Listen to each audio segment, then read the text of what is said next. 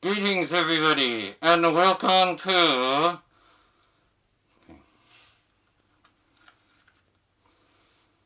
Greetings, viewer, and welcome to episode 6 of Music is a Journey. Why are we looking a little strange today? Well, it's... Wait a minute, what's wrong with my voice? Just a moment. Okay, that's better. So we're a little dressed up today, and if you're wondering why, well, it might have something to do with this album here, which we're going to talk about in a little bit. For now, cue the music.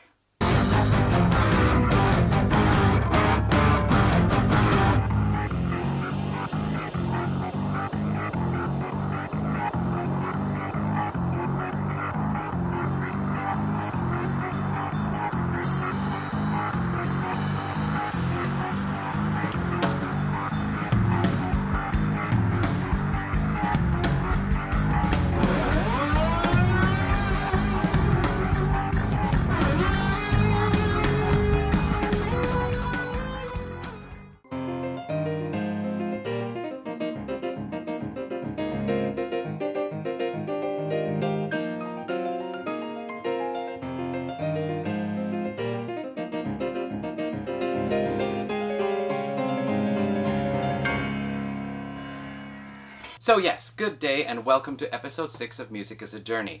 Before we get started, I'd just like to say, a few weeks ago I was actually afforded the opportunity to shoot in a different location. And at the time I was working on episode 4 and I wasn't really prepared to start shooting in a different spot for that. So, and episode 5, I was not really ready either, but I had recently made some notes for episode 6, so I just grabbed those notes, notebook, and I went off and shot there. So what we're going to do is we're going to hear about the artist histories in those locations, and then in that location, and then we're coming back here to introduce the songs from the album. Is that a helicopter?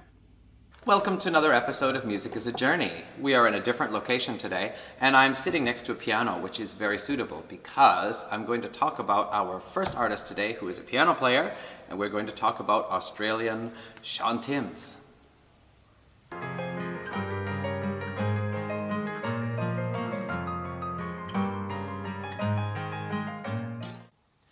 We heard a little sample of Shaun's music also at the beginning of this program here, and that was a sample from Southern Empire, a band of his, and from their debut album. But before we get into Southern Empire, let me tell you a little bit about Shaun Timms. Shaun is an arranger, composer, producer, engineer, and musician. He started out, I think he was studying piano, but when somebody gave him a Rick Wakeman record, he really got into playing, I guess, piano and synthesizer. He went to a jazz school, learning how to play that jazz. He also played in a number of bands. And I don't know where it fits into his history exactly, but he has also done a lot of music composition for TV commercials, as well as a couple of movies. Maybe even more than a couple. So Shaun is not just another band member out there playing music. He's done a lot of other stuff on the side as well, maybe even as his main role, who knows. Anyway, in 1995, 1996, someone introduced Shaun to Mark Truax. Now, Mark Truax we know about from the band United Progressive Fraternity. We haven't actually talked about Mark yet, but we did mention United Progressive Fraternity in episode 2 because Gordo Bennett has played on that, and we also, Colin Tench also has played on that album, as well as a number of other people whom we have or will talk about, and even some big names like Steve Hackett and John Anderson have appeared on that album. So anyway, back in the mid-1990s, these two got together and they formed a band called Unitopia. They released their first album called More Than a Dream in 2005, and a second album, The Garden, in 2008. And then in 2010, they released their third album, Artificial. And they also did a covers album of their favorite prog hits after that. But then shortly after that, they dissolved the band. And it was then that Shaun went off and formed Southern Empire. And they have released one album to date so far. And that's the album where we're going to get to know a little bit about Shaun, or at least Shaun's band, because so far it's the only album I have where he plays on it. However, excuse me, Sean did tell me that Southern Empire's second album is coming together and that we can expect to see it in June.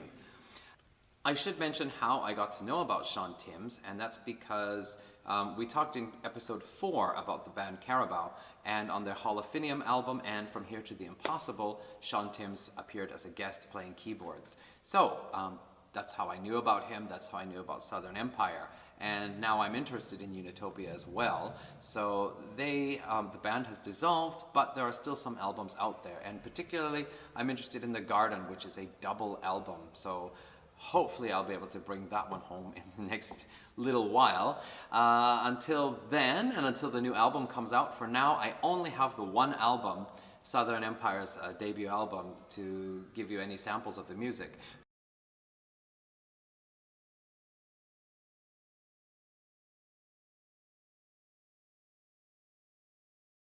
So now it's my great pleasure to introduce some of the music of Sean Timms. First, we're going to take a look at Unitopia. I got the album Artificial here, and I only just got this a couple of days ago, so I've only listened to it once. It was a little bit difficult to start picking off favorite parts already, but there is definitely a lot of great stuff on here. We're going to choose a little bit from Tesla, and by the time I get this video up, I'll probably pick out 2 other things. So let's listen to a little bit now from Unitopia's album Artificial.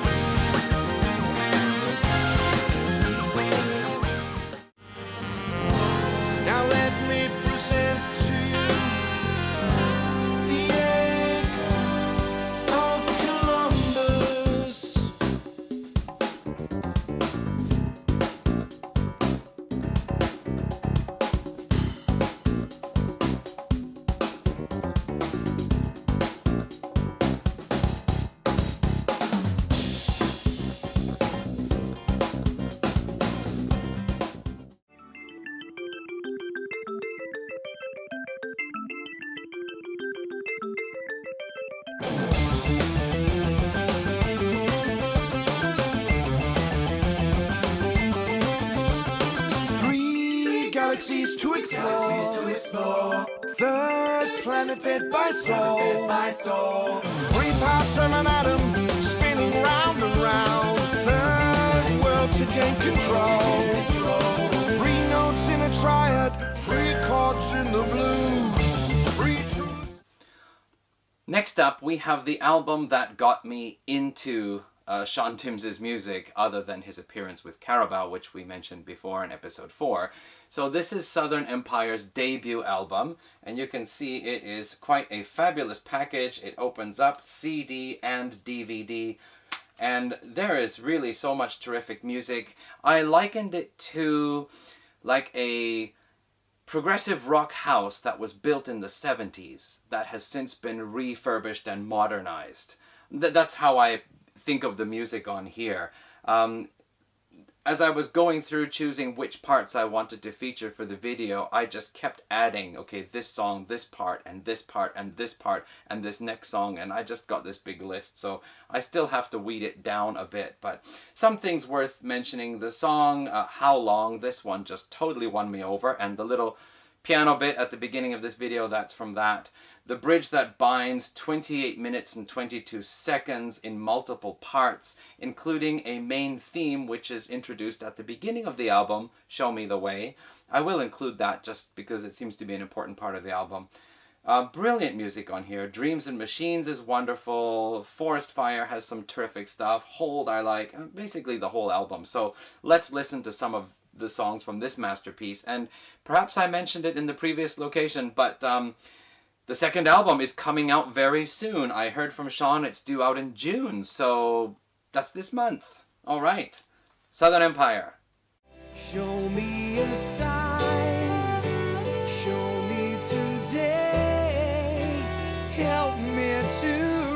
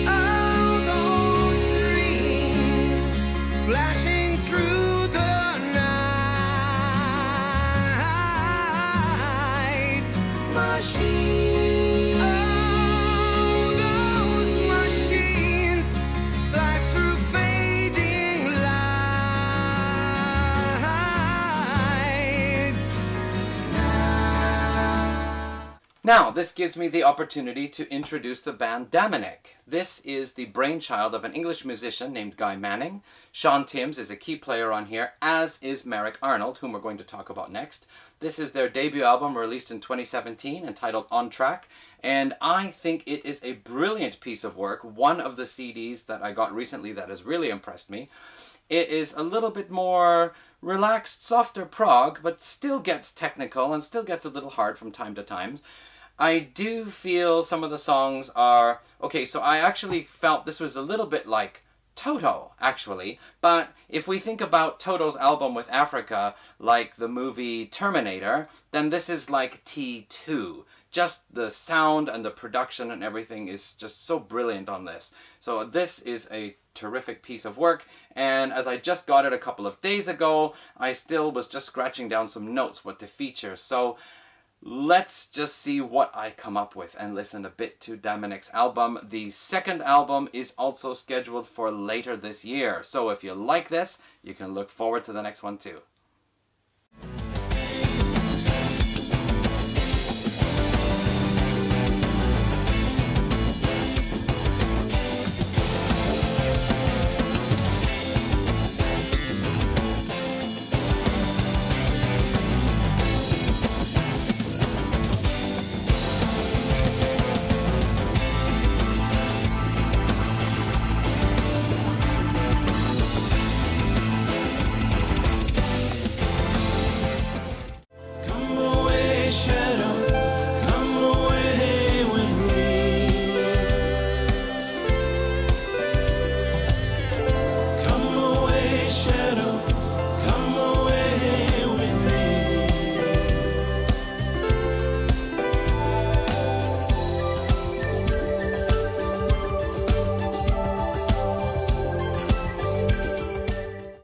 So while we're on the topic of musicians I've gotten to know through Carabao, let's also talk about Marek Arnold.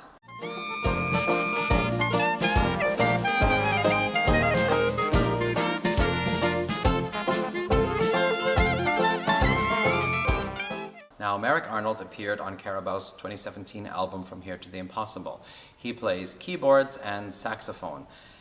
His contribution on that album really caught my ear, especially on one song which we featured in the episode 4 about Carabao, because just his sax playing along with the acoustic guitar at the beginning of the one track, it was just phenomenal, and I was very curious. And as it turned out, he plays in a band called 7 Steps to the Green Door. Now, 7 Steps to the Green Door, I'd read a review of their album on Prog Archives, and I was interested in checking out the band. However, it was one of those things where, the latest album is a bit expensive, maybe I should get an older one, and I kind of put it off. But after hearing him on Carabao's album, I really was interested in getting that 7 Steps to the Green Door album. So I got 7 Steps to the Green Door's latest album called Fetish. It came out a year or two ago, and that's really a phenomenal album. It's a modern progressive rock album, which means that while it does borrow a lot of traditional prog in the music style, the sound is very modern. The sound of the guitars, the song structure is very modern. In fact, you could probably compare it more to bands like Spock's Beard or Magenta rather than some classic bands from the 70s. Marek, of course, plays keyboards and saxophone, but just overall, the band is fantastic. They use the vocals really effectively, and you can hear these vocal harmonies that you would hear on a Spock's Beard album, for example, or there's just so much to say about this album, so I'm going to let you hear some samples of it in a moment. However, before then, let me just tell you a little bit about Marek Arnold, because I only knew about him through 7 Steps to the Green Door, and it turns out there's a lot more to say. Marek Arnold started out, I don't know when he actually got into music, but in the mid-1990s, that's when he got involved in playing professionally with bands, as I understand it. And he has performed in quite a list of bands. Some of them he's still active in now, and others not anymore. But let me just reach over here, because I didn't memorize this list. It was a bit long. So let's see here. He plays sax and keyboards. He played in a band called Toxic Smile, which just recently it was announced Toxic Smile will no longer be. So they released 5 albums, I think it was, 4 or 5 albums, and one album is just one 45-minute track. How prog is that for you, huh? Yeah, I've actually ordered a Toxic Smile album. I'm very interested in hearing it, and it's described as progressive metal. So 7 Steps to the Green Door is a little bit more in the crossover prog area, but to say crossover is not quite right. I just mean that they have a lot of modern sounds that just delve right into prog territory. But anyway, that's 7 Steps to the Green Door, Toxic Smile. 7 Steps to the Green Door, by the way, I believe they have 4 albums out now, and one of the albums, the book, they are working on the sequel to that, and that's going to come out in the fall, as I understand it. So, the book, Volume 2, or Part 2, whatever. He's also in a band called Flaming Row, which is described as a prog metal band, and this is a mix of a German and American. Marek Arnold is German, by the way. And he's also appeared in UPF, who you have now heard me mention before with Mark Trueck. And that is an Australian, German, and UK band with, of course, guests from all around. He's in a band called Cyril. I think they've done 1 or 2 albums. This is progressive melodic rock, and they have a new album also expected to be out in the fall, and I'm interested in hearing them, so I've got one lined up that I'd like to order when I can. He's in a band called Damanek, which is UK, Germany, and Australia, a melodic prog rock band, and he also played with a fellow named Manuel Schmidt, and then played in a melodic prog band out of the UK called Manning, which I believe is Guy Manning's band. Anyway, he played in a band called Bluance, which is a swing Latin band, and in a band called Passage, which is, I think, basically light acoustic music. So this is quite different from the progressive metal, progressive rock, melodic progressive rock. He really gets around, and what that means is he's able to bring some of those sounds from the acoustic and swing and so on into his progressive rock music. So this makes Marek a very interesting musician.